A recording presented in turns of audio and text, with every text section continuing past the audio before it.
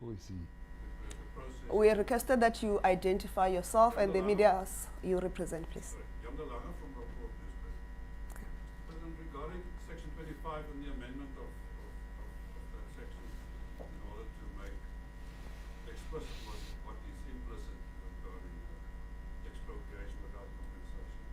It seems as if the ANC and the EFF is moving closer to a proposal that will carry the House, that will make provision for state custodianship of land. Over the past year or two, I've covered several stories of failed examples where the state was the custodian of land. This morning I spoke to a farmer.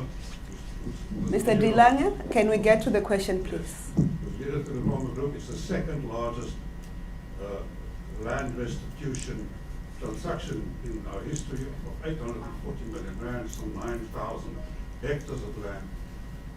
But the deal is failing because of state custodianship and land that's been given custodianship to people who's wrong people, there's violence.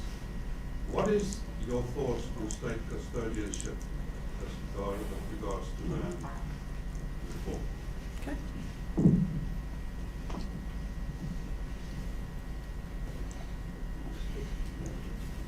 Thanks, Mr. President. Just to follow on Mike Cohen from Bloomberg News, just to follow on from what my colleague asked. Who is he? Can we have the mic, because we can't hear him? Mr. President, Mike Cohen from Bloomberg News.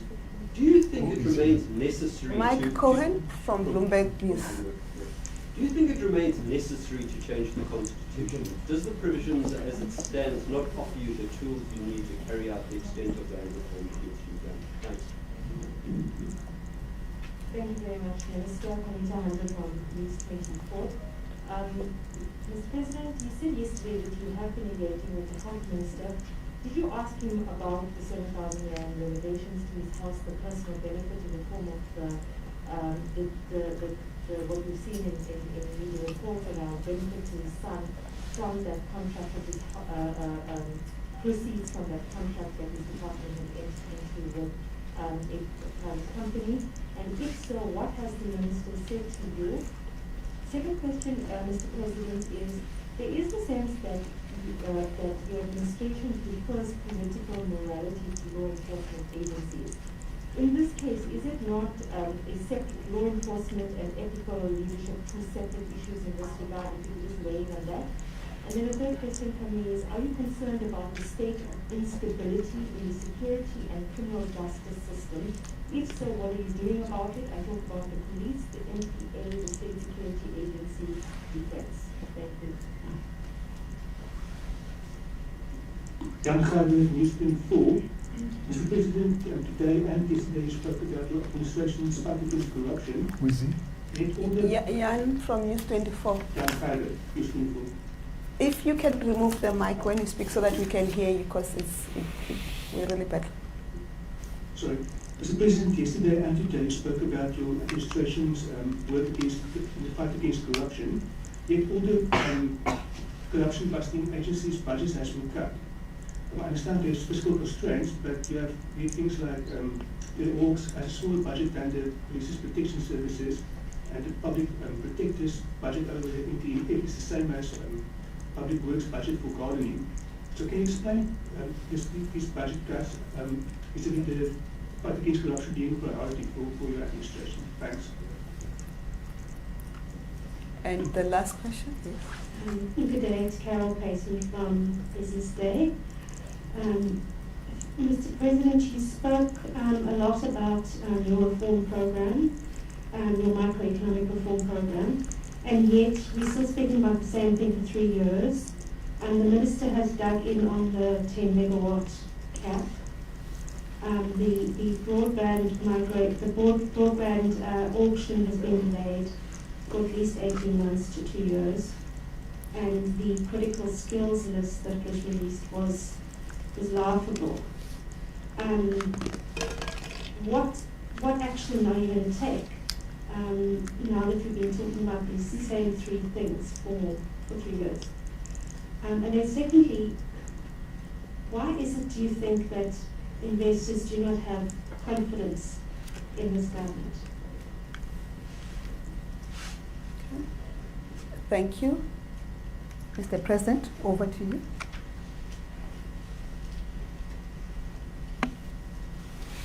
Okay. Well, thank you very much, Minister Chaveni, for steering this ship. Starting off with Jan de Lange's question on the Section 25 process. Now, the discussions are ongoing, not only between the ANC and the EFF. The ANC has decided that it will engage a number of parties, so they're involved in broad consultation, following the various forms and levels of consultation that have ensued before this moment. And as the discussions go on, I mean, they are looking obviously at a number of proposals, and one of those is the issue that the EFF has put on the table. According to them, it's state custodianship of land, which in some ways could even be seen as the nationalization of all land into state hands.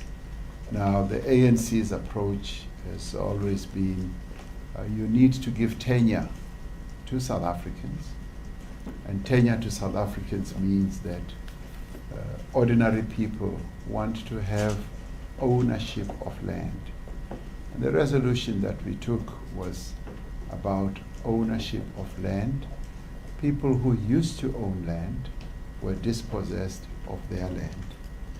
Even under historic times, under communal ownership, it was communal ownership granted, but in the end, either the chief would be able to allocate land to a household, to an individual, and quite often they held that land in perpetuity, and it would be handed down from generation to generation, much as it was communal land. So the hunger for land has always been for people to have tenure. Now, I had the opportunity with Minister Chaveni and Delil and Didiza to go to Tafelkop in the Limpopo province in Hasikuku. Now, when we got there, these 30 farmers had been wanting to get ownership of land for more than 10 years. And they had come forward and made proposals, and it took them 10 years to finally get title over the land that they have been working for all these years. And they said this notion that the state owned the land and then parceled it out to them as leases didn't work for them, because they are professional farmers. They want to be able to go, one, and get loans.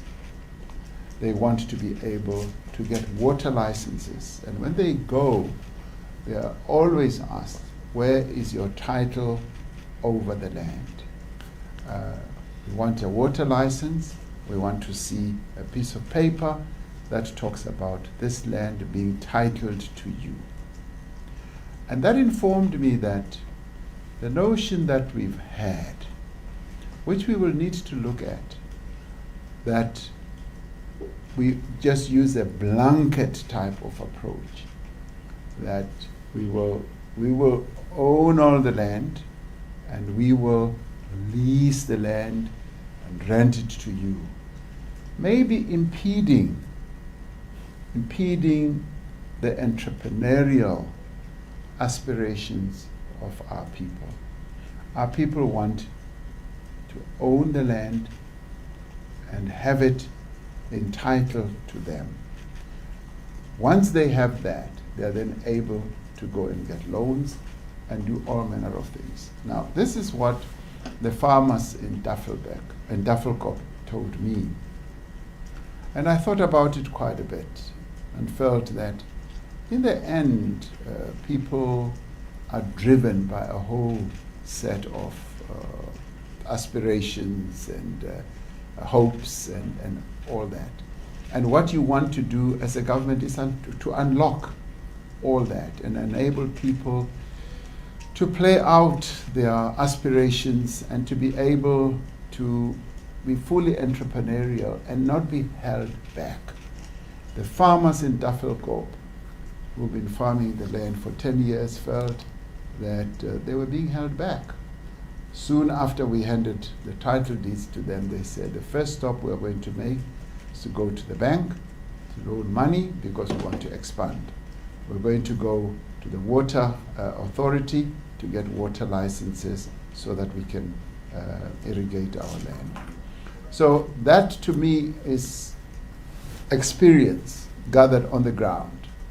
And you can go to a number of other places around the country. In Mpumalanga, a number of farmers have been hankering for tenure rather than just the perpetual leasehold. And we would gain a lot more if we were able to give people title. Now, currently, we may say we have a number of systems underway of land ownership or land tenure. Some is full title, and most of those people who have that have been white people. And then it comes to a number of other people who've been able to get access to land after 1994. It's been leasehold. And the others have been in communal communities. So the discussion does need to take place around that.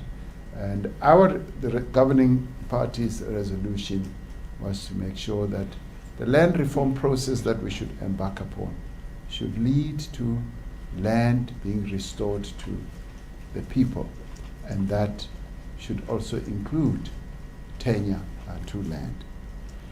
Now, those discussions, in my view, should lead to some conclusion, and we're hoping that the various parties will be able to find each other at the parliamentary level and finalize a clear position on how to move forward. Now, with regard to Mike Cohen's question, is it really necessary to amend Section 25?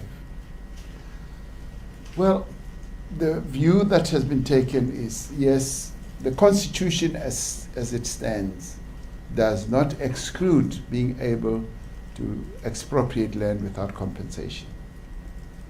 And the view is that if it does not exclude that, you need to state it more explicitly so that it becomes clearer to everyone. And so that even if the courts have to interpret the Constitution, they are not, assuming or even doubtful or whatever.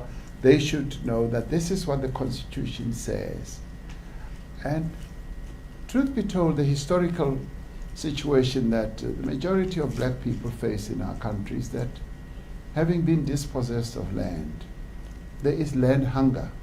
And I think that's an issue that as South Africans we should not run away from. I've been saying over and over again that what we really need is to say, how collectively as South Africans are we going to resolve this issue, this inequity that happened in the past?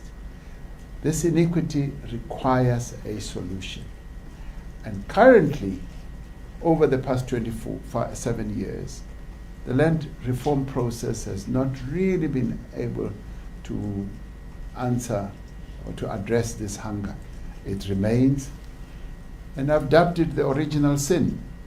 And this original sin will remain forever a festering sore unless we address it. And we've got to address it frontally. We've got as a nation to say, this issue is the one issue that could set us back. And unless we address it and address it now effectively and make sure that people get land, we will not be able to find headway. Now, the expropriation bill is now being piloted through Parliament. Now, that expropriation bill has a number of indicative pointers of what is possible, because it also includes donations of land. Land can be donated. Land can be expropriated, can be also expropriated with nil compensation. The Constitution also, as it stands now, says if you are to expropriate land, you need to take into account the history of that land. Whatever amounts of money were put in, either as assistance or subsidizing monies, need to be taken into account. How was it acquired? Was it, acquired through total removal of people in the most unjust manner? And when you have looked at all that, then you arrive at possibly a conclusion that could lead us somewhere. I am confident that if we address this issue of land collectively, as South Africans seeking a common future, we will be able to find answers. When I met the Minister of Health, we had a discussion, and when we met, we discussed the report that they had put together, that had been put together through the investigation department, and I said that this matter needs to be taken forward by the SIU. Did we discuss the 7,000 rand? No, that never surfaced. That had not come to my knowledge, so we did not discuss the 7,000 rand. Are we deferring our morality to state agencies? No, we are not. State agencies have to do their work. And it often happens when things like these happen that you actually want to go to the truth, to the heart of the matter. And as I said yesterday in Parliament, this matter is on my desk. This matter is not going to be swept under the carpet. This matter is going to be dealt with. And as it is now, I am dealing with the matter. And what is good, as I said yesterday, is that the minister is cooperating. He's cooperating fully, and a number of things keep surfacing. They're surfacing about his son and monies that have been paid, and I'd like to enable the investigation to proceed. Now, the SIU has already proven to all of us that they're able to do their job. They're on top of their game, and they should be able to go to the bottom of this. And I know people want this to be done yesterday.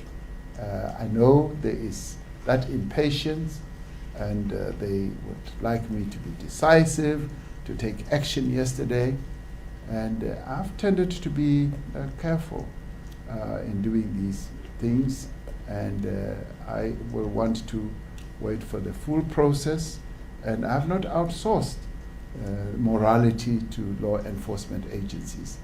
They do their work. They execute the work that needs to be done. Instability in law enforcement agencies. There are issues, yes, in the SAPS. There are issues in the SSA. I'm aware of those issues, and I'm dealing with them as well. And we're going to make sure that we stabilize those agencies as well. Those issues are top of mind to me, and are going to be addressed and resolved, because these are agencies that need to be providing service to our people, making sure that we address the issue of corruption, of criminality, and of security for the country in this sense of the SSA.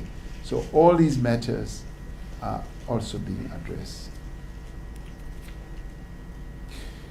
To Jan Gerber, with regard to the cutting of budgets.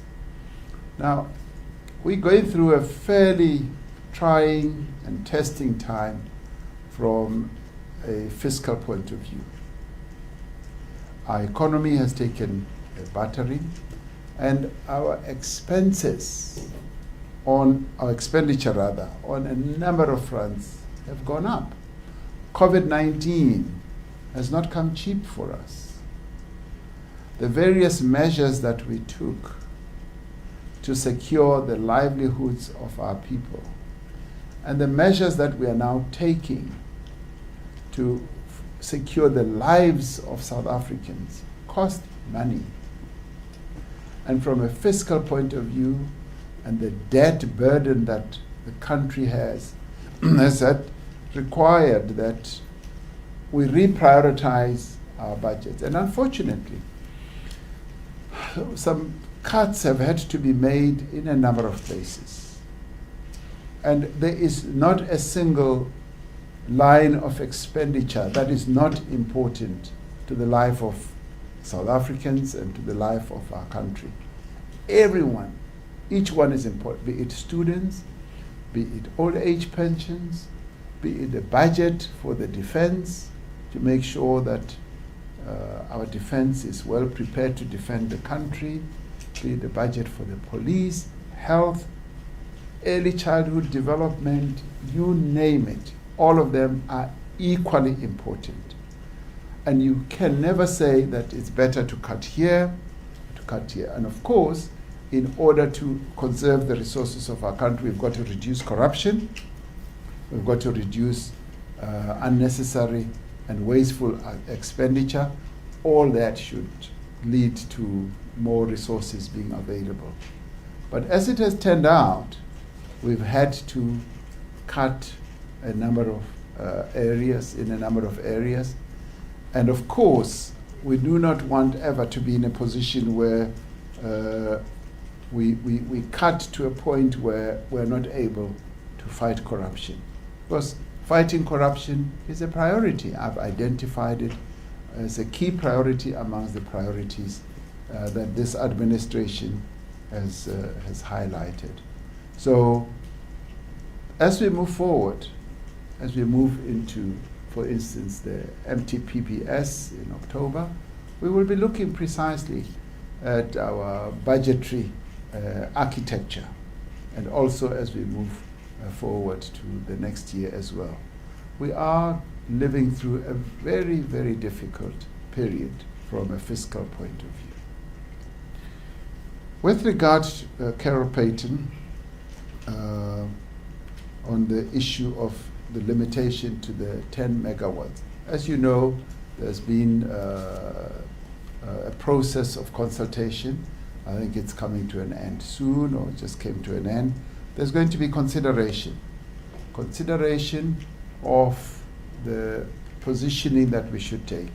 Yes, it's been limited to the 10 megawatt, and there is a clear demand and clear indication that those who would like it to go beyond, and there will be great takers for beyond. And in terms of doing so, we've got to look at the various proposals that are on the table, and I'm also actively involved in how we can best position the issue of the limitation of megawatts. On the spectrum, I announced this afternoon that following ICASA's extension of the COVID-19, if you like, allowance for spectrum release, there is a need now to settle that legal process. And I've called on all partners, all stakeholders, and I've said that rather than wait for a year and a half, 2 years, or even more, there is a need for all of us to work together to put the interests of all South Africans ahead of our own corporate singular interests. And I'd like them to look at the broad picture, and they must engage. There should be a process where mediation can take place and where agreement can be reached, so that ICASA can go ahead with the auction process. And I'm told that ICASA will be ready to roll it out to go ahead with the auction process quickly so that the licensing can be put in place. Well, you may well think that the skills list that has been put out is laughable.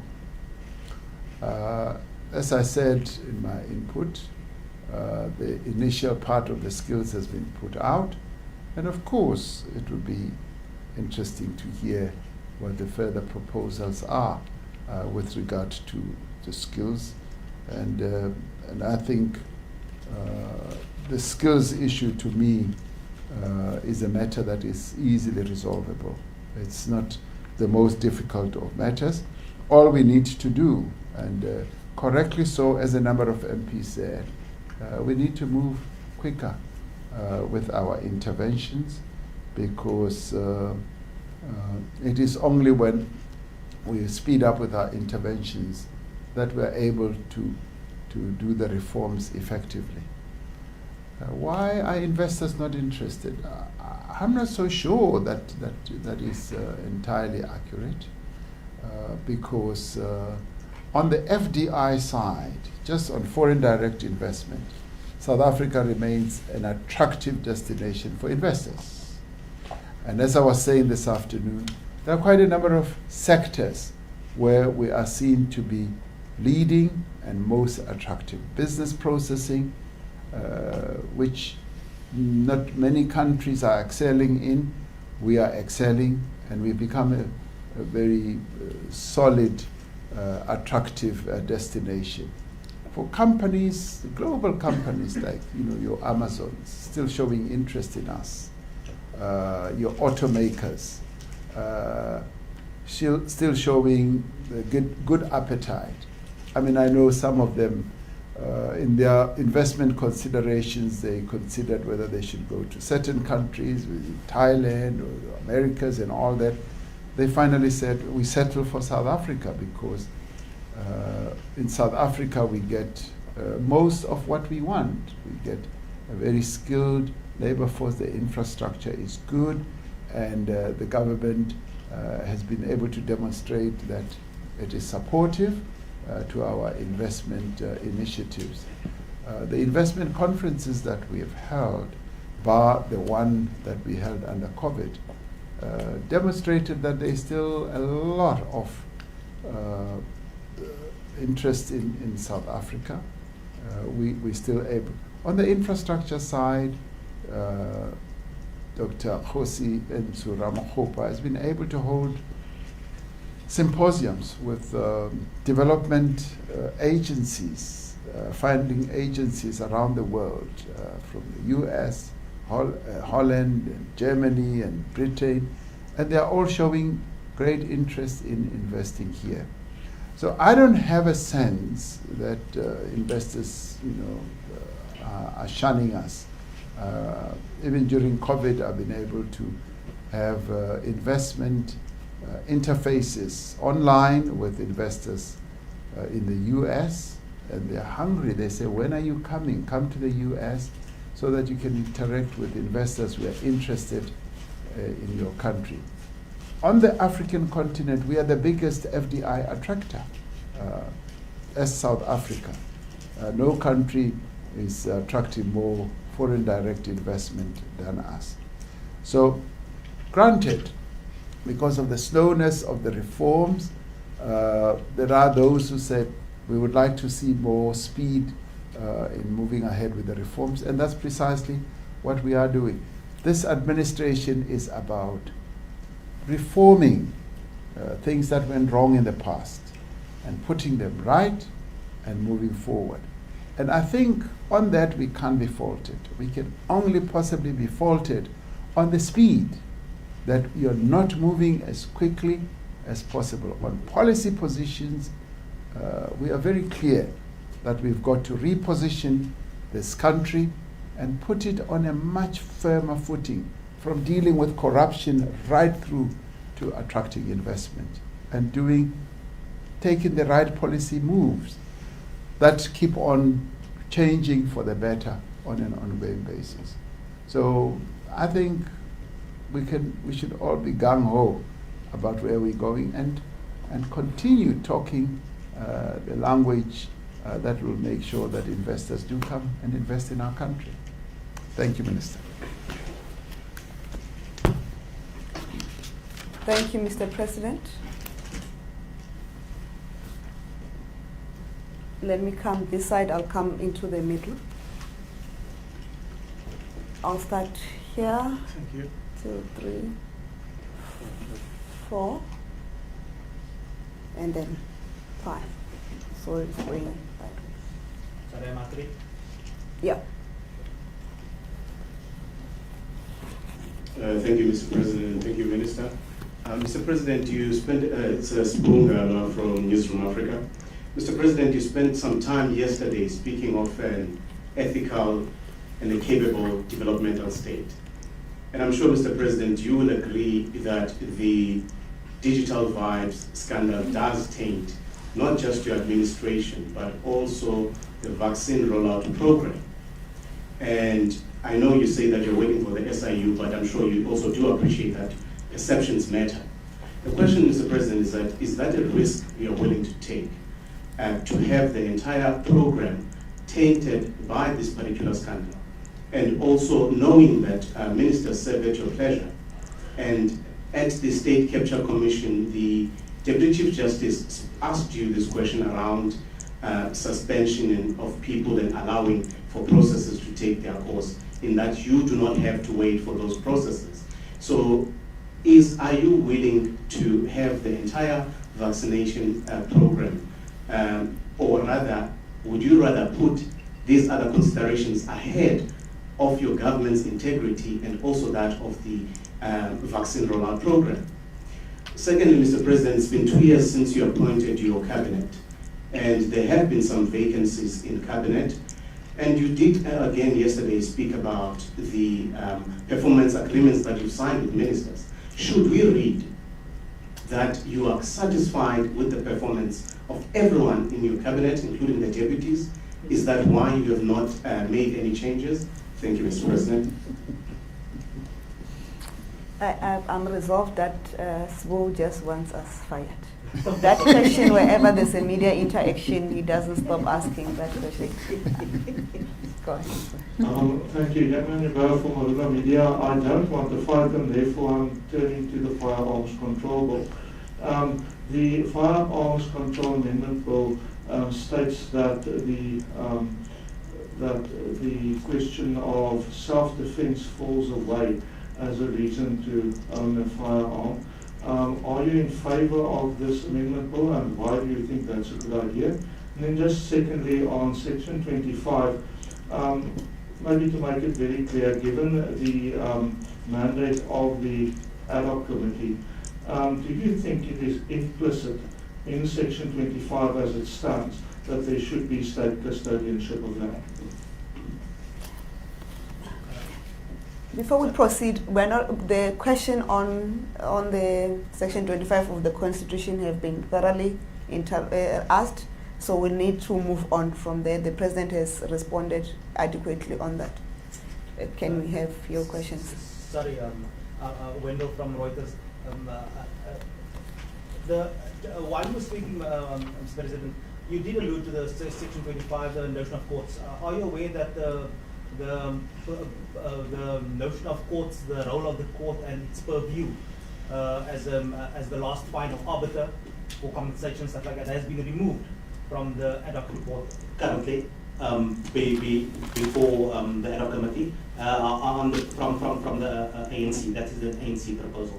The second question is, could you indicate to us when you expect troops on the ground in Mozambique? And this is I'm aware it's a regional issue, but with the ITON as the incoming chair of the political and defense organ in August, can we expect troops on the ground in Mozambique before December, before the end of the year? Or what are the major sort of hindrances for that? Is it the question of sovereignty on the side of Mozambique? Is it the question of funding? Who's going to fund it? Or is it the question of who's going to contribute what from the members in the region?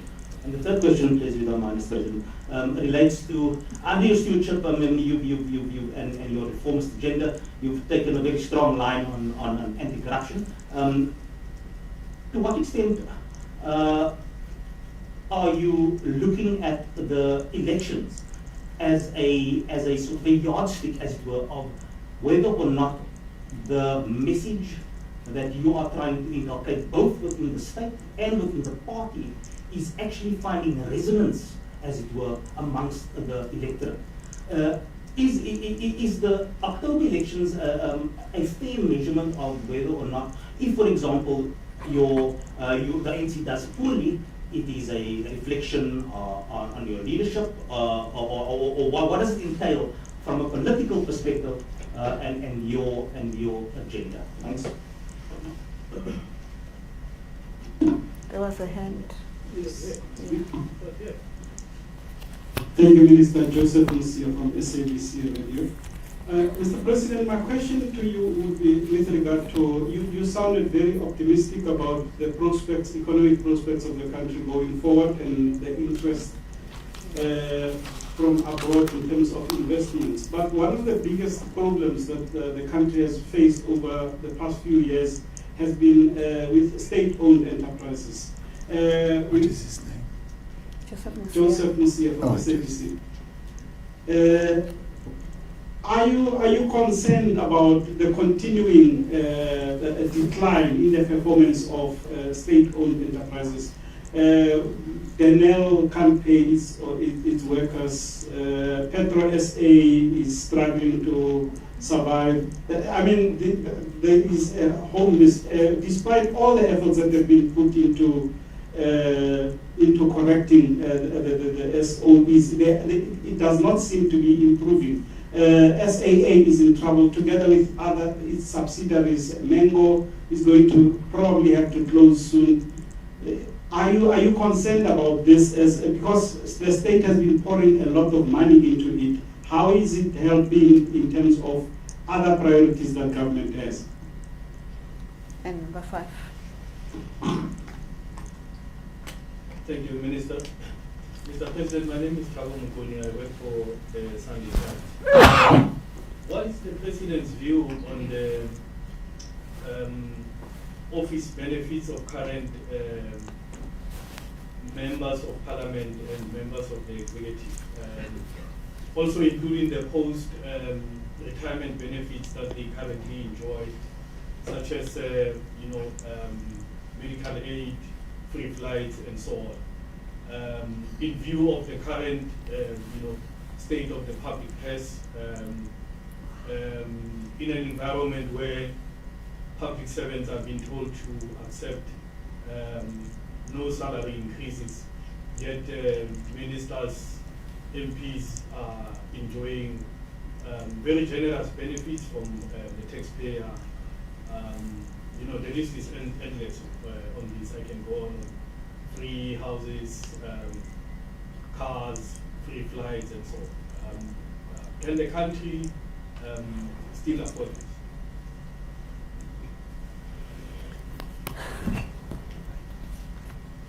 Mr. President, it's over to you. That was our 5th question for this, right? All right. No. Well, we're taking a set of 5 questions. This is the second round of the 5. We're going to take another round of 5. So we had 5 questions now. 5 people asking the questions. All right. This firearms issue, that the requirement for self-defense is now done away with. I've always had the notion that if you have a firearm and you have to use it, from a legal point of view, if you're under threat, you would be defending yourself. And the removal of that consideration, in my view, would be tested by the courts, because in the end, the courts are the ones who built up a lot of jurisprudence over many years, maybe more than 100 years, of the issue of self-defense, the utilization of being able to protect your own yourself, your body, and your property, and your family, and so forth. So I think in the end, it is the courts that would have to rule on that,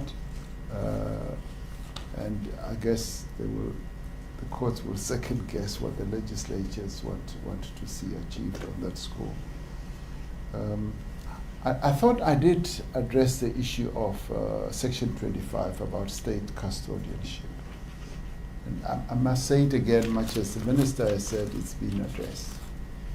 The notion of state custodianship, to me, is like you nationalize everything. Everything is nationalized, every piece of land. And that, for starters, would temper with the notion of tenure for individuals, on whatever entity, and you then hold the land at the behest of the state. And the concern I have with that is that it blunts your entrepreneurial initiatives. It blunts it, and in some cases could even kill it. And I say so advisedly from hearing from, if you like, rural people in Tafelkop, in Sikuku, who've said, we've had these pieces of land, 189 hectares they had, and they've been in a way under state custodianship. And we have not made headway. And we would like to make headway. We would like to own these pieces of hectares so that we can do business on them, we can trade, and we've proven to be good farmers. And one of the farmers, a woman farmer, was the Farmer of the Year, won an award, went to the United States, and some of them went to countries like Israel to see how the kibbutz system works. There's another system other than kibbutz, which they gave a name, and they said that system, the kibbutz one is the communal, the other one allows each individual to have their own piece of land and have a title. And that is what we want here as well. That will enable us to be able to be real entrepreneurs. If I want to farm pumpkins, I shoot carrots, cabbage on my piece of land. So I say that born out of the experience of real down-to-earth farmers, they say, we want title. Communal custodianship doesn't work for us. And I can't but be well informed by those ordinary farmers that I met there, because it is inherent in people to want to do their own thing out of their own pieces of land. And granted, it also begins to touch on this issue of the CPAs that we have, the Communal Property Association, where all the land is communally owned by everyone. And they told me that the reason why these have not worked is because they are communally owned and nobody takes responsibility. And they said to me, as an owner of the land, I will take full responsibility. And they said, 30 of us who are farmers, men and women, we work the land with our families and we take full responsibility. That is why we want title deeds.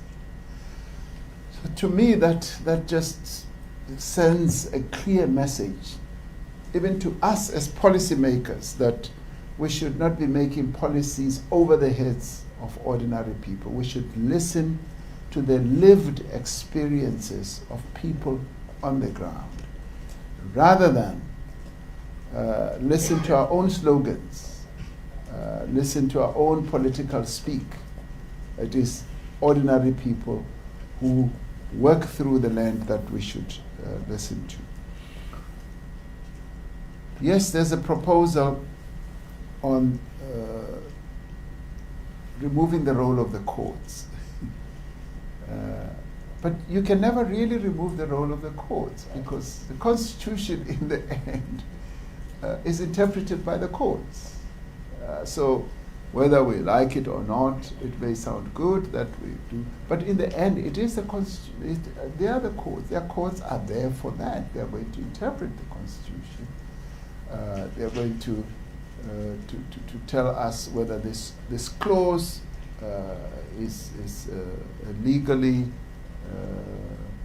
valid clause or not. So the Constitution, any law in our land, is interpreted by the court. So we are a constitutional country, state. So it is the courts who will determine that. Now you also asked a question about Mozambique. And your question is, can we expect troops on the ground in Mozambique? Now, Before December. Before December. You even put a time frame to it. We are dealing with the issue of Mozambique. We held a double troika recently, as you all know, and we had sent a technical team to do the assessment of the theater where all these insurgents are killing people. And we've also had to look at the needs of Mozambique in this regard. What do they need? They need assistance on humanitarian grounds. Yes, they need assistance to be able to ward off the insurgents from a military point of view, from a hardware point of view. They need also financial assistance, and they also need political assistance. So all those matters are matters that are being looked at to see the extent to which we can pledge assistance to them. And as SADC, we've agreed that yes, we are going to assist Mozambique, because what is unfolding there could quite easily spill over to any of our countries. So we are highly aware and sensitive to that fact. As regards issues like deployment of troops, these are matters that are of a security nature, and I guess once they happen, we will all get to know about it. You don't want to be involved in a war situation and tell your adversary that we're coming now, we're coming, get ready for us. You don't want to do that. So you want, and I know that the media is interested, when are you sending boots on the ground, when are you flying over? I'm afraid you just have to bear with us that that's the type of sensitive information that we will have to keep quiet about, and it gets to be known as the whole thing happens. Now there was a question on corruption. I was trying to listen. It was a question that says you have been very strong on the anti-corruption message, and are you getting it embedded in terms of the electorate? Is that message going through? And related to that is that the local government elections, will they be, the outcomes thereof, will they be a reflection of the strength of your leadership of the country? Of course. Yes, the message is getting through on corruption. It's getting through both in government as well as, if you like, in the governing party. It is getting through. The period that we've been through prior to now has been a testing period, a very testing period, and you can see the contestation, but also the resistance, because those who have benefited from corruption were bound, almost duty bound, to resist and to refuse to give up those perches that they were positioned on. But the message is getting through. And it's getting through. I mean, in the governing party, it got through, yes, over the years, but more prominently, if I can use that term, in December of 2017, and the party felt that it needed to draw the line in the sand and deal with corruption. And that process is now underway in the party, but we hear more to talk about what we're doing in government. And in government, I think all those who have eyes will testify to the fact that there's a process that is underway. We're repositioning a number of institutions that had been weakened, that had been captured.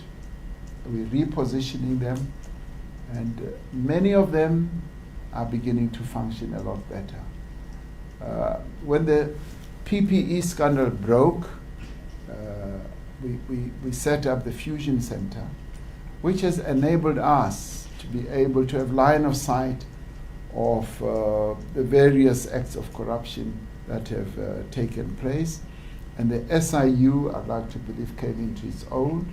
And now the NPA is going to be able to deal with that. And the investigative directorate is also working, and the Hawks are working. So the message, even in government, is getting through. It will take time because corrupt tendencies and elements have embedded themselves deeply in the fabric of government institutions. But now they know that we are shining a light on many of these corrupt activities. So it is getting through. Is it resonating well with the electorate? I'd like to believe that it is. For the simple reason that people abhor corruption, because they know that corruption robs them of what duly belongs to them. They know that it destroys service delivery, as they've seen it in the various areas where they live. If a best pipe is not being repaired, they, more than anyone else, will know it's because this and this corrupt act has taken place. If houses are not built and only foundations have been put in place, they will know more than anyone else that the houses are not being built for this and that reason. So the message is resonating well. And as regards the returns of the elections, and of course that is the final arbiter, really. The people are the final arbiter, and if the message resonates with them and they can see, and we've often said in the governing party, when they see that we're serious about corruption, we're fighting corruption, the people will, gravitate towards the ANC. And we did say, as we went to the 2019 elections, that people were feeling disenchanted with the ANC because of corruption. Corruption was one of the key challenges that people were facing, even in our own surveys and our dipstick sort of surveys. We saw that. So once we deal with corruption effectively, they will become much more attracted to the ANC. As regards the returns, I mean, every politician really is put on test. Every leader is put on test when election time comes. And if you have not performed well, it's up to the party to say, you have not led us well. And so we are going to take ABC action against you. We need a new leader or whatever. So that can happen. And we've seen it happening in parties. It also happens in the animal kingdom. If you watch animal movies, you'll find that if a particular animal is the leader of the pack and does not lead them well, they turn against that leader. So Joseph asks the issue of SOEs. We have repeatedly said that our SOEs are a huge challenge, and that is why we've highlighted bringing our SOEs back to a healthy state, is one of our key priorities. Some are still in serious trouble. Denel is one of those. Petro SA is also one of those. But believe you me, work is underway to resolve all those troubled SOEs. I'm determined that we should do a lot to repair them and to put them in a much more healthy situation. Now, the establishment of our SOE Council is going to stand us in good stead, because that council is going to be able, and it's got really outstanding people. They're going to be able to come up with a lot, as they are now, of solutions of how we can repair, reposition our SOEs. I forgot the gentleman from Sunday Times who asked about benefits. Thabo Mkoni. Thabo Mkoni. The benefits that members of parliament have. And I guess in the end you were saying, should those not be done away with? Should they not be cut? These free flights and all that, particularly as we are going through difficult times. You will know, of course, that members of parliament have not had an increase this year and last year. I've, with a very heavy heart, once the commission has made a recommendation, I, as president, have had to say no to increases that may well have been proposed. And this year, the commission said no increase. In previous years, they had said put increases slightly higher, and I kept cutting back because I felt that as public representatives, we should not be enjoying the largesse in a way where we almost bring out the ire of our people. And I felt that we need to be constrained and have fewer benefits in terms of wage increases or salary increases. Now, the benefits have been there. It's always, I found, very difficult just to take away benefits from people. But I guess, in really trying and very difficult times, there will come a time when, yes, those might, I don't know whether they can be looked at. But for now, I think MPs have really been cut to the bone because they've had no increase for meaningful increase for quite a while. And quite often, they may seem like to many people that they are living it up, they have a really great life. And believe you me, it's not. I was once a member of parliament. Once you're a member of parliament, and you see the other problem that we have is that the center where we work is Cape Town, but we live far away from Cape Town, where our families are. Being a member of parliament basically means that you're setting up two homes. You've got a home where you come from, and you've got a home here. And quite often, many people don't move their homes altogether because their tenure here is very time-bound. It's 5 years. So quite often, you don't want to uproot your family to come here. So in the end, you have two homes. You buy one loaf of bread at home, you've got to buy another one here. Buy two loaves, two TVs, two whatever, nearly everything. And I have often seen members of parliament, which publicly may seem like they're living it up, but they're not, believe you me. The work we take on or we impose on them, on members of parliament, is quite costly. And many of them don't end up making ends meet. Like everyone else, yes, they have a pension, they have a medical aid, and if one has to quarrel with them, it's the flight tickets. It is ministers who will have flight tickets more slightly, but members of parliament, because they have to move up and down, they usually exhaust those.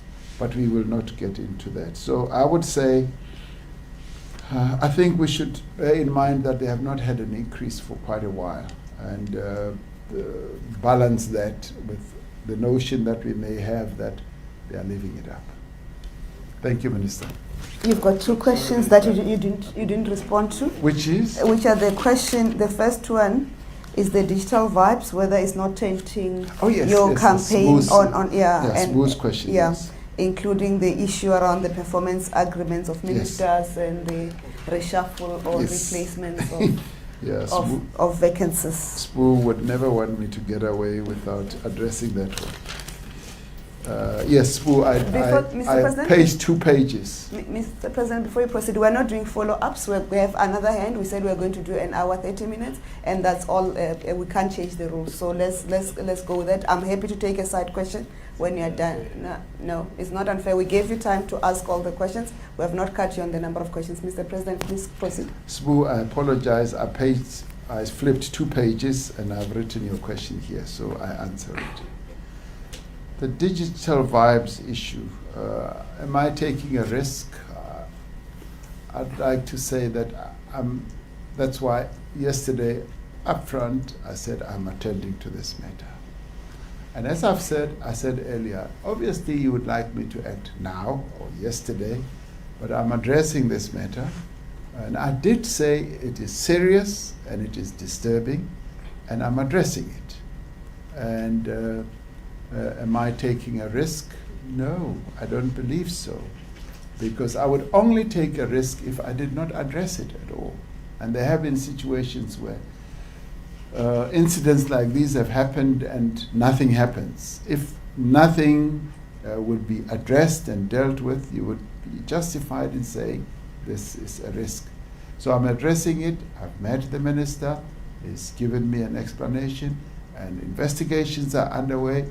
And as we've said, more information comes to the fore, and it is being addressed. And I did say that this matter will be addressed to finality, and it will be a transparent process, and everybody will get to know what we have done. Is this going to lead to a vaccination program flagging or being derailed?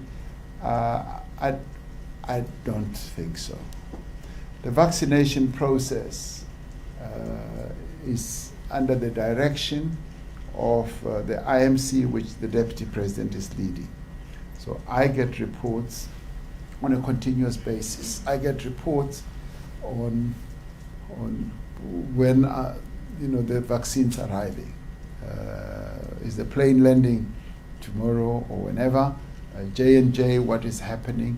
Do I need to talk to somebody else? I get all those reports. And those reports come from the process that we have set up in the IMC and also in the department. We have a deputy minister who is also involved in all this. So I don't believe that the vaccination process is at risk at all. Not at all. We are going to proceed with our vaccination process as we have agreed or decided. Changes to cabinet, yes, I know you would want to know when is cabinet being reshuffled. Are we bringing about changes? Am I satisfied with the performance of ministers? Should I change this one and that one? All I can say is that changes to cabinet are the prerogative of the president, and the president may well decide the timing, the personalities that are involved. Those are matters that the president, and as the Constitution says, the president and the president alone decides on that. So I know you would want me now, today, to tell you this is the change I'm going to effect. But Spoo, no, it's not going to happen. I mean, it's basically, are you happy? No, Spoo, I'm still facilitating. Can we take the last set of hands? There's the gentleman here in the middle, the lady. The camera is closing a view. The cameraman is closing a view of me. of the hands that are up. So is the gentleman in the middle as number 1, number 2 is the lady, 3, 4, and those are the last 4 hands that we have. You had asked a question, we're not taking a repeat. Thank you. Your number, yeah, you are 3 and then she's 4. Yeah, thank you. Let's start. Thank you, President Minister. Mr. President. No, your name, sir? My name is Mulelani Philip from SABC. Mr. President, in your address during your budget vote, you said the allegations against the health minister, you took them very seriously and you were disturbed by them. There are calls that at the very least, if those words are true and you have meaning to them, the minister ought to be placed on suspension or at least take leave of absence until this SIU investigation is completed by the end of this month. That's the first question. The second question, the country is in the middle of load shedding.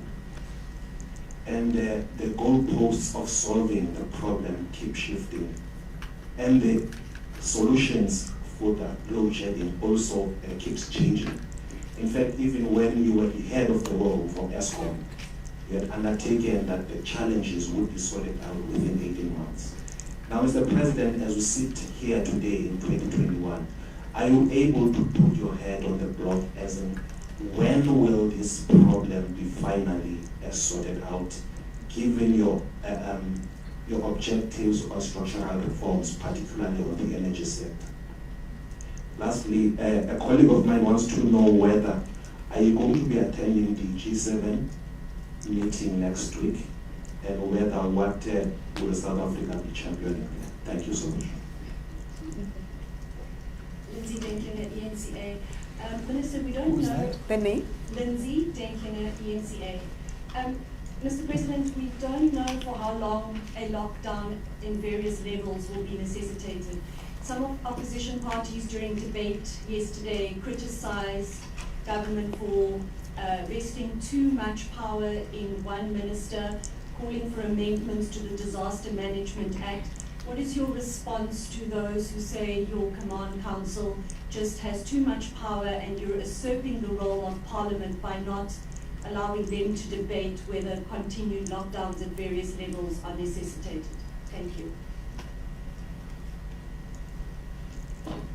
Hi, thank you, Minister. My name is Babalo Danza from Eyewitness News.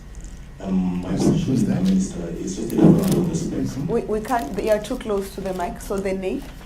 I think the mic is... No, you were too close to it, so we couldn't hear. Just a follow-up on the question. The name? My name is Babalo Danza from Eyewitness News. My question is just a follow-up on the spectrum question from earlier. And I'd like to link it with performance agreements of the various ministers or the relevant minister. And just a quick glance at this performance appraisal, it just says high demand spectrum allocated by December 2020, which has not happened clearly.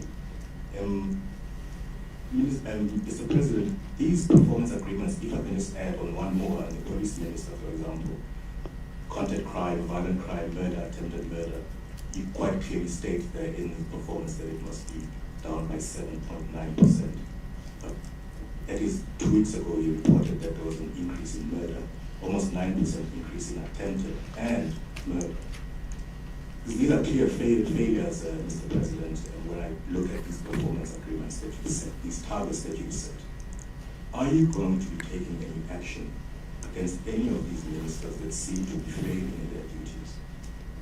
And there's also a follow-up question to that is, the public protector says you've been ignoring her, you're not picking up her calls, you're not answering her emails. She was on the radio yesterday speaking to my colleague, and she says that you failed to reprimand certain ministers, and she's been trying to make contact with your office on several occasions, and she's been ignored. She issued a statement earlier today saying that the health minister now, on a separate matter, is also ignoring her on 3 occasions. 3 subpoenas that were ignored by Zwelinkis. Is this not an insult to a Chapter 9 institution, whether there's differences with the incumbent for whatever reason? is it not an insult to this institution where she gets ignored by not just the president, but by the minister who's clearly embattled?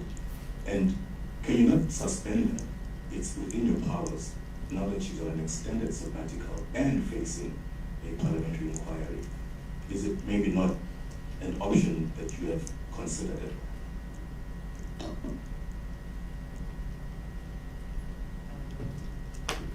Good afternoon. Marianne Merton from the Daily Maverick. My question directly relates to your comments yesterday, where you said that you're making the presidency the heartbeat of government, pushing all government processes. And we've seen a number of concentration of powers within the presidency in the last couple of years. One of the outcomes of that is that we've had a number of ministers and their senior officials coming here to Parliament not answering questions from MPs. And the reason is that, oh no, the President chairs the SOE Council, oh, the President chairs the Infrastructure Coordinating Council, oh no, wait, the President is chairing the employment stimulus program, so the President will make the announcement in due course at an appropriate time. Your comments on this, is there perhaps a message you may have for those ministers and their senior officials, including DGs, with regards to accountability to Parliament, which is also constitutionally mandated? Following on from that, I'm following on from my colleague Spoon Galwa, and I'm taking my chance. Given the concentration of power in the presidency and the changes that you are and have been implementing since February 2018, when can we expect an announcement on a smaller fit-for-purpose cabinet? If you don't want to give us names and numbers, maybe perhaps just a date. Thank you.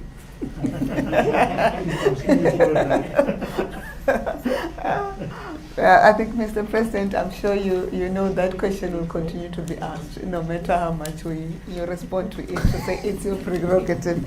And by the way, Marion, the ministers are not happy with that question because we don't like to be reshuffled. So I have to speak on behalf of my colleagues. You want me to go? Please okay. go. All right. Those are the last questions, Mr. President. All right, to Bulelani. Oh yes, you say, given what has been reported, minister and all that, shouldn't he take a leave of absence?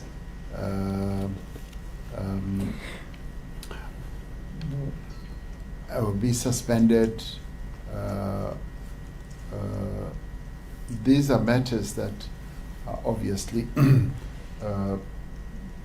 have to be looked at, and I have said I'd like this process to ensue, and would like people to believe and trust that I am handling this matter and will handle it to finality, because, as I said, it is concerning, it is disturbing, and I raised it frontally because of its importance, and also demonstrating that this matter is not going to be swept under the carpet, and it will be dealt with as it should, in terms of our principles, in terms of our value system that we want to inculcate and embed in our government processes. So be rest assured that this matter is going to be handled in a way that will give credence to our adherence to the principle of good governance, ethical leadership as well. So that is a must, and it is going to happen. On load shedding, when will I be able? You want me to put my head on the block? When will we see the end to load shedding? We've put in place a really good management team at Eskom. And as we have said, the degradation that we've had in ESCOM has taken a number of years to get where it is. What we are now dealing with, it's not malfeasance. It is the breakage of machinery, where the power stations are operating and they break down. And that happens because over the years, we have not focused on maintenance. And this is happening not because anybody willfully desires that it should happen. And the issue of mismanagement, I would say, is no longer the issue. It is the issue of the machinery, the equipment that we've got in place. We've now got good management that is really, truly, and honestly working at repositioning ESCOM. And they're dealing with the current situation now of ESCOM, and they're also preparing for the future. This separation, dealing also with other corporate or financial issues, such as the huge debt. So they've got many balls in the air, and I know that Andre de Ruyter, who's a really good and top-performing business leader, is doing the best that he can to reposition ESCOM. And I'm convinced that they will get on top of this problem. It's obviously a challenge when you're dealing with machines that break, machines that have not been well maintained in the past. It is a big challenge, but they're seeking to deal with it. And it's also good to know that they are very supportive of alternative power being made available, so that it lightens the burden on ESCOM's side, so that they are able to generate energy much more efficiently. And I think as we proceed, getting more alternative power and lightening the burden on ESCOM, they will be able to get on top of the challenges that they face.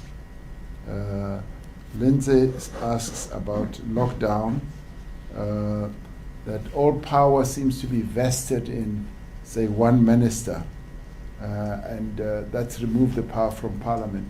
Let me say, power is not vested in their minister. Power really is in cabinet. It is in the end cabinet that takes the decisions. Now, the role of cabinet in our political architecture is such that it is the executive authority that takes decisions on behalf of the people of South Africa. Parliament has its own role, and obviously the role of Parliament is to have oversight on what the executive does, and to scrutinize what the executive does. And so one minister does not have overarching power. Whenever the decision is put out, it will have gone through various processes. On the coronavirus pandemic, it goes through the process of the health, and health does not act on its own, it acts through the Medical Advisory Committee, and there are experts who stand behind that. And then we've got net joints, which is an agglomeration of all the executing arms of government that encompass nearly everything from police, military, you name it, various departments. Every department at the DG level is represented there. And thereafter it comes into the NCCC, and the National Coronavirus Command Council is a recommending structure. It synthesizes what has been put before it, and having done so, it then leaves the decision to Cabinet. And Cabinet examines what has been put forward. And by the way, there's another filter, and that filter is the PCC, the Presidential Coordinating Council, which is made up of our premiers as well as our mayors from metros.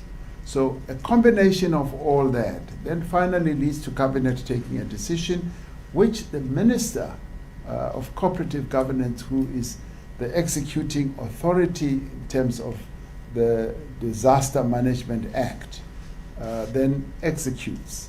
The regulations are then drafted with the active participation of all the other ministries, and they then finalize the regulations. So it's not one ministry that takes all the decisions.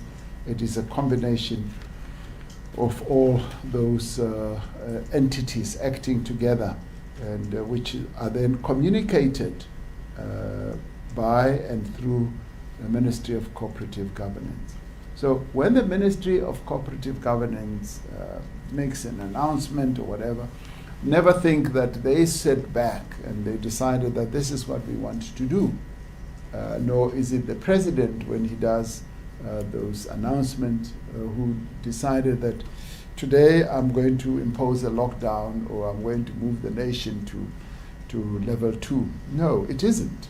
It is a very involved process, and we never miss any step in all that we do. We've been very careful from a scientific point of view, to a health management point of view, and to the actual disaster management itself. So the notion that one minister decides and rules the roost is not correct. And Parliament has its own role. And Parliament is fully entitled to examine and scrutinize what we do as the executive, as Parliament must, because the separation of powers means that that's precisely how we should approach our governance process. Babalo, from the eyewitness use, looks at the performance agreement and relates it to the spectrum. Yes, the spectrum, we wanted it to be concluded by December. But then what then intervened, and we did not foresee that the ICASA would be stopped in its tracks, because in the end it was ICASA. And all we ever did with ICASA was to egg them on, to encourage them to speed up the process. In the end, because they are an independent entity, they had to take their own decisions. And having taken their decisions, they then put it out to tender, and boom, all of a sudden, a legal suit stops the whole process. And because we are governed by the rule of law, it is this legal approach that sometimes stops everything. But as I said this afternoon, I'd like to see a much speedier process of resolving this matter, and that the parties, as I called upon them, to find a way of resolving this so that the country can move on, because it is putting the brakes on the development of our economy, which is very, very critical. So, yes, it should have been done last year, and in examining the performance agreement, we did not foresee that one of the players would interdict us. Ministers who fail to live up to their objectives, obviously I evaluate and I look very closely at the performance of all the ministers. Deputy President and I sit back and we evaluate and we look at the performance against the agreements. We're then able to reach a conclusion, and clearly there are various ways in which we're able to interface and interact with our ministers. And I tend to meet ministers on a number of issues. On a regular basis, we discuss what's happening in their departments and all that. And we also, so starting a very interesting process, which hitherto was never really the case. And maybe in a way it also answers Marianne's question of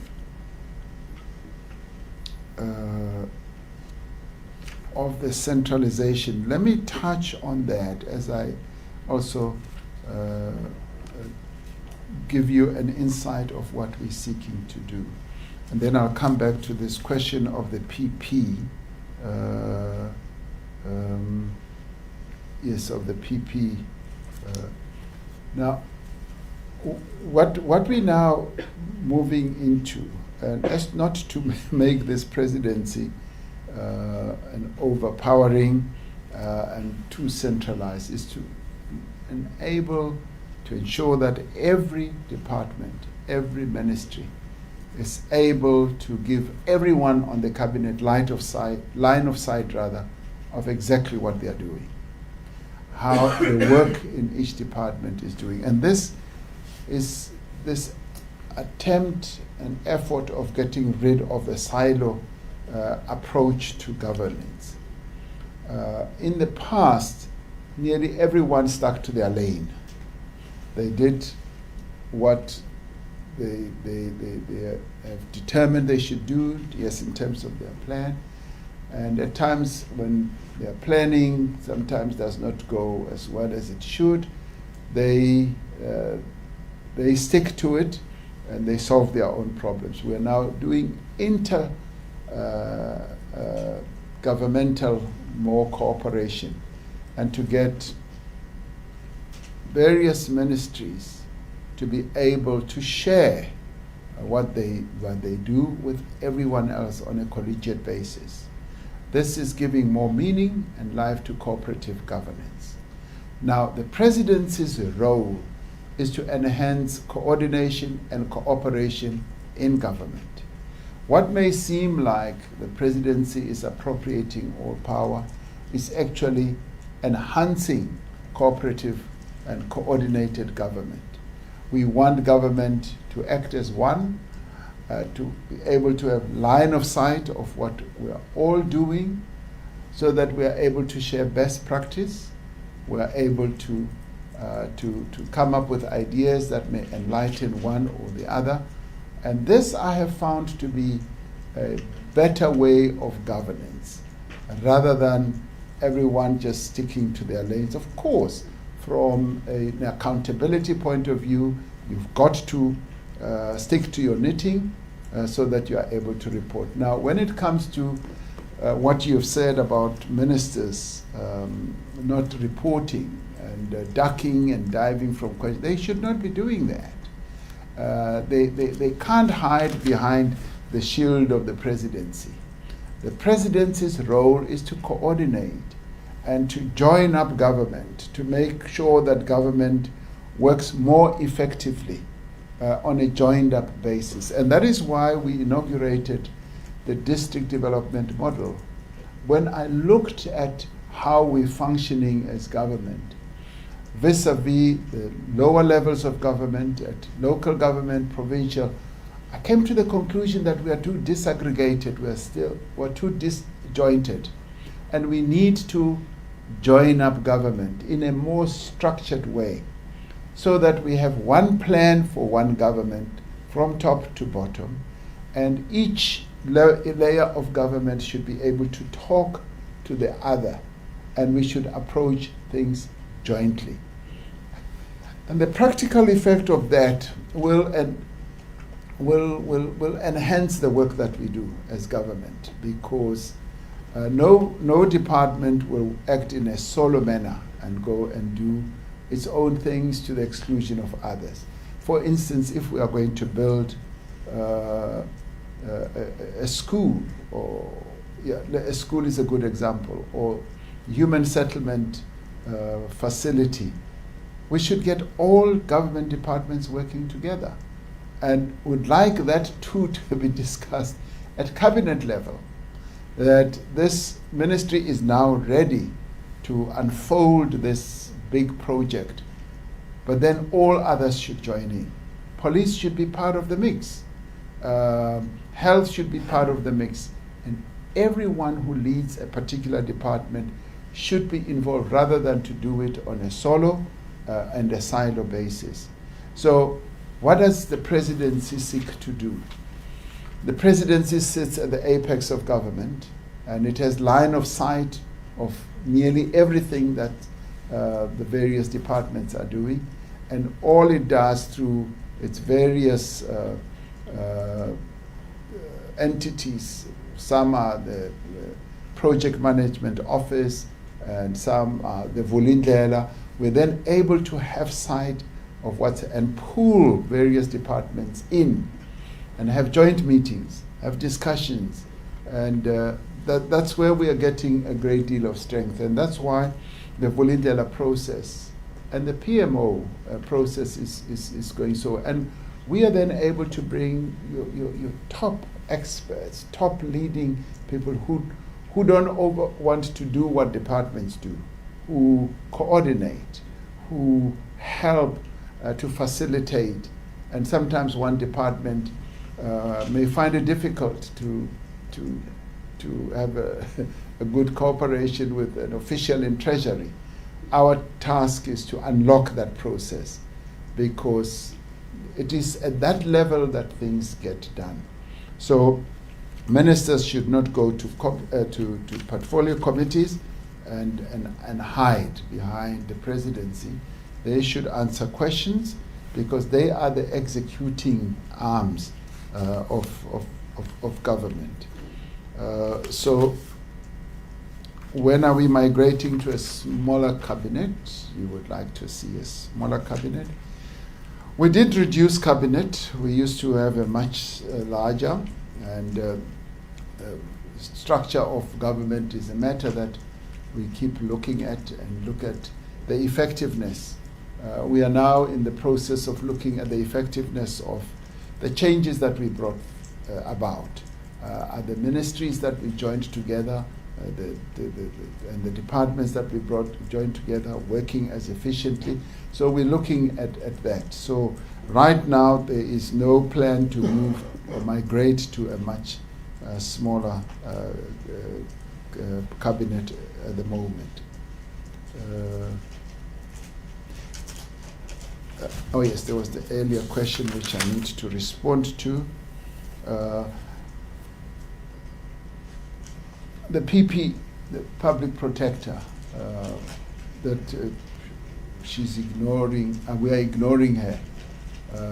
I, as president, could never ignore any arm of the state, be it the judiciary, Human Rights Commission, public protector, the Gender Equality Commission, or any other. These are all arms of the state, which I'm enjoined as president to work with.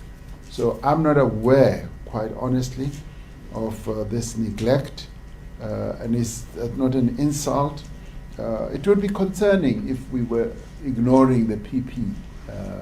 It would be concerning, and it's not something that we would like to see ourselves doing. You want to know whether the PP should not be suspended? No, that's not on my radar screen at all. I mean, one must have just cause for suspending any official of state. So there is no just cause to be able to do that. I will certainly look into this notion or allegation that we are ignoring the PP, and it is also concerning that other officials in government would be seen as ignoring the PP. The PP's office is a very important office in our political architecture or constitutional architecture, which we dare not ignore at all. So I don't ever see myself, and our ministers should never also ignore the PP. Minister, thank you. Thank you, Mr. President, for your time. Ladies and gentlemen, thank you for your time. Have a good evening. Thank you.